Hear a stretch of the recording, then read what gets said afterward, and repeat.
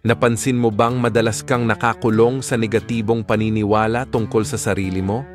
Halimbawa, iniisip mong hindi ka magtatagumpay o hindi ka karapat-dapat mahalin. Upang labanan ito, subukan mong gamitan ng lohika at ebidensya ang iyong mga iniisip. Kapag may pumasok na negatibong paniniwala, itanong sa sarili, may matibay ba akong ebidensya para dito?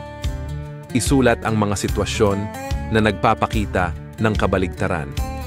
Halimbawa, kung iniisip mong hindi ka magaling, balikan ang mga pagkakataong pinuri ka o nakatanggap ng pagkilala mula sa iba. Gamitin ang mga ebidensyang ito para kontrahin ang limitadong paniniwala na pumipigil sa iyong pag-unlad. Sa bawat araw, gawing ugali ang pagtatanong at paghamon sa iyong mga negatibong iniisip upang unti-unting mabago ang iyong pananaw. Tandaan, hindi lahat ng naiisip natin ay totoo o makatwiran.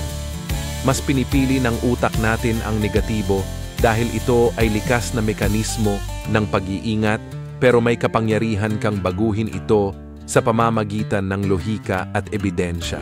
Sa tulong ng mga ito, maaari mong baguhin ang iyong pananaw at palitan ang mga limitadong paniniwala ng mas positibo at makapangyarihang mga paniniwala na magpapalakas sa iyo.